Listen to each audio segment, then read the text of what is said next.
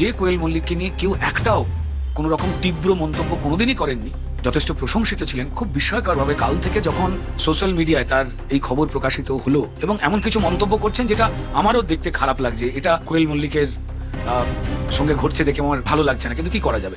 যে কোয়েল মল্লিককে নিয়ে কেউ একটা কথা বলার সাহস পেত না, সবাই সম্মান করত, প্রশংসা করত, সেই কোয়েল মল্লিকের খবরটা শুনে আমার খুব খারাপ লাগছে। কিন্তু কি বা করার আছে, যে তৃণমূলকে কেউ সহ্য করতে পারে না, যে তৃণমূলের জন্য বাংলার যুবকরা বেকার রয়েছেন, বাংলাকে ধ্বংস করে দিয়েছেন, সেই দলের হয়ে কাজ করছিলেন কোয়েল মল্লিক। তাই তো তাকে নিয়ে এমন বাজে মন্তব্য এবং বাজেভাবে তাকে অপমানিত করে তাড়িয়ে দেয়া হয়েছে।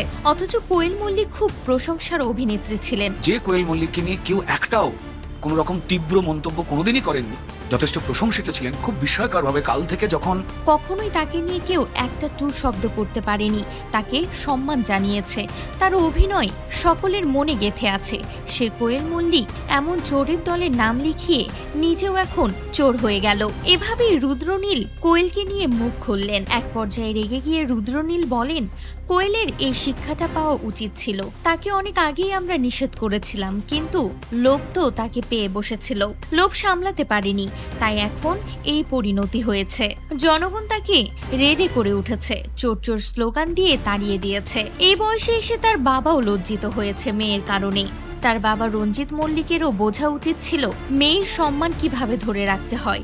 এতদিন মেয়েকে যেভাবে প্রোটেক্ট করেছে, আমরা কখনোই কোয়েলকে নিয়ে কোনো বাজে মন্তব্য করিনি, বরং সকলেই তার প্রশংসা করেছে। কেউ তার দিকে আঙ্গুল তোলার সাহস পায়নি। সে কোয়েলকে নিয়ে এখন মানুষ বাজে মন্তব্য করছে, এটা আমারও দেখতে ভালো লাগছে না, খুব লজ্জার।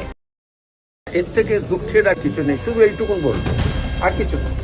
আমার 60 বছরে যে ভোট দিচ্ছে তার মধ্যে এরকম কখনো দিস দ্য ফার্স্ট টাইম, এরকম ভোট আমার 60 বছরের মধ্যে কখনো হয় না।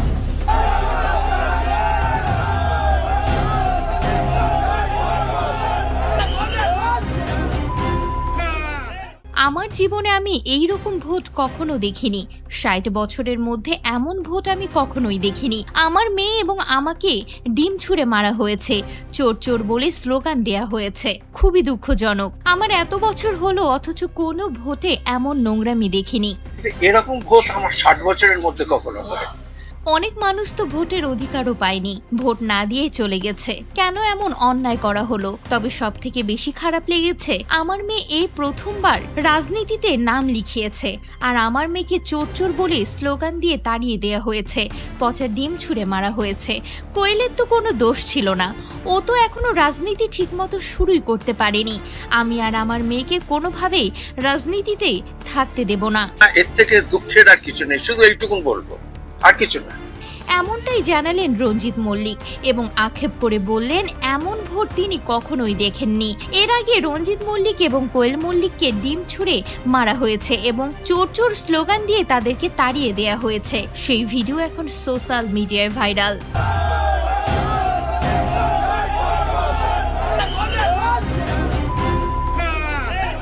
এবার কোয়েল মল্লিককে দেখে চোর চোর স্লোগান দিয়ে জনগণ তাড়িয়ে দিল। সঙ্গে ছিল তার বাবা রঞ্জিত মল্লিক। হ্যাঁ ভিউয়ার্স, কেন্দ্রে যেতেই তাদেরকে দেখে বিজেপির নেতা কর্মীরা ও জনগণরা তাদেরকে চোর চোর বলে স্লোগান দিতে থাকে।